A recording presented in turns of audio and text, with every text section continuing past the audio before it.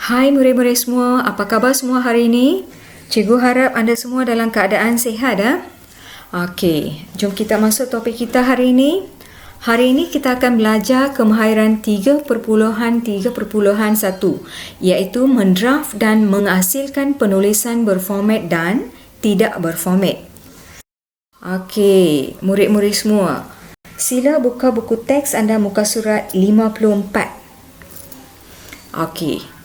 Hari ini kita akan mendraft karangan, tulis draft dan menulis karangan. Okey, kita lihat dulu pendahuluan. Okey, sebelum tu tajuk karangan kita hari ini adalah kemalangan di lebuh raya. Kemalang anda tahu kan, accident. Lebuh raya tu highway. Okey, pada hari Sabtu yang lalu, saya dan ayah membersihkan dusun. Tahu apa tu dusun kan? Kebun buah-buahan. Kebun ayah terletak tidak jauh dari lebuh raya.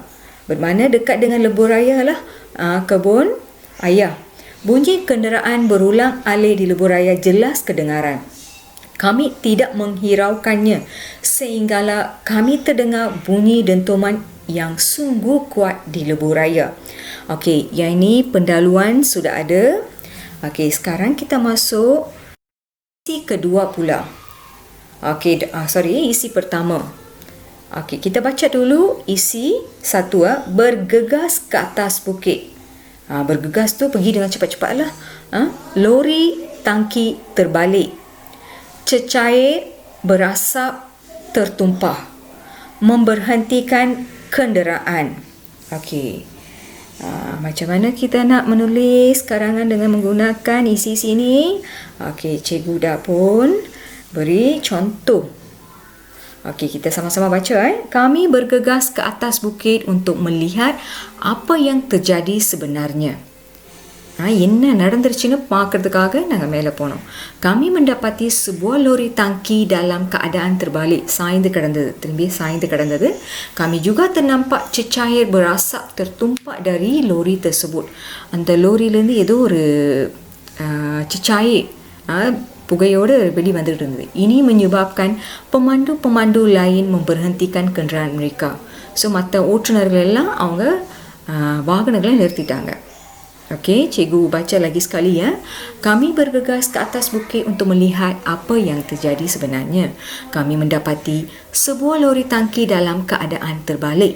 Kami juga ternampak cecair berasap tertumpak dari lori tersebut. Ini menyebabkan pemandu-pemandu lain memberhentikan kenderaan mereka.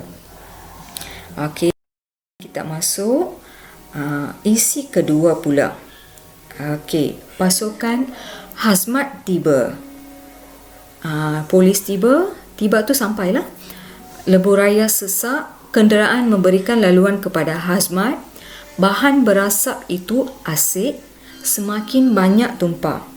Okey, sebelum kita lihat karangan, sebelum kita menulis dalam bentuk ayat, kita tengok dulu apa tu hazmat. Okey, hazmat Hazardous Material Unit Team atau pasukan khas mengendalikan bahan berbahaya. Ialah unit khas yang ditubuhkan oleh Jabatan Bomba dan Penyelamat Malaysia untuk menangani bahan berbahaya. Bahan berbahaya seperti asid lah. Kita tak boleh minta pihak bomba datang dan memang yang mereka ni pihak bomba, tapi mereka diberi latihan untuk mengendalikan bahan-bahan berbahaya. Inilah pasukan hazmat. Okey, tidak lama kemudian pasukan hazmat dan polis tiba di kawasan kejadian. Lebuh raya menjadi sesak kerana orang ramai tidak dapat meneruskan perjalanan mereka. Kenapa mereka tidak dapat meneruskan perjalanan? Sebab ada lori lori terbalik di tengah-tengah jalan. Mereka tidak dapat meneruskan perjalanan. Okey, hazmat, pihak hazmat sampai di lokasi. Lokasi itu bermakna kawasan. Lokasi dengan segera kerana orang ramai yang prihatin memberi laluan kepada hazmat.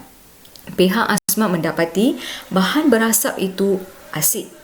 Dan semakin lama semakin banyak asid tumpah di lebuh raya. Anda tahu kan apa tu asid? Asid itu bahan yang berbahaya. Kalau ia kena pada kulit kita akan melecur. Okey, sekarang kita lihat draft isi 3. Polis hazmat berusaha mengenyahkan bahan berbahaya pembersihan tumpahan asid. Okey, mengenyahkan. Okey, kata dasar dia nya. Okey, ini bererti menghapuskan, melenyapkan, menghilangkan. Nya bermaksud menghapuskan, melenyapkan ataupun menghilangkan. Okey, sekarang kita lihat. Okey, pasukan polis berusaha mengawal kesesakan lalu lintas. Sementara itu, pasukan azmat pula mengenyahkan bahan berbahaya berkenaan. Mereka memakai pakaian khas ketika membersihkan tumpahan asid kerana ia boleh melecurkan kulit. Kita tak boleh sebenang-benangnya mencuci bahan berbahaya. Kita kena memakai pakaian yang sesuai ketika membersihkan bahan beracun ataupun bahan yang berbahaya. Okey, seterusnya kita akan lihat penutup pula. Ini dia penutup.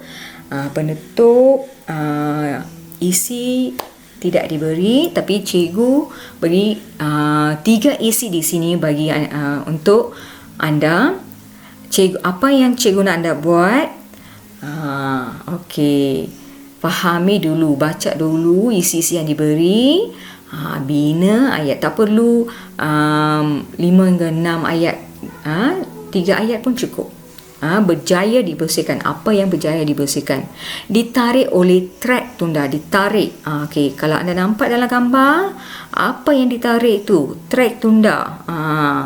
Lepas tu apa yang berlaku? Kenderaan dapat bergerak. Hanya penutup saja. Pendahuluan sudah ada, isi 1, isi 2, isi 3 cikgu dah beri pada anda.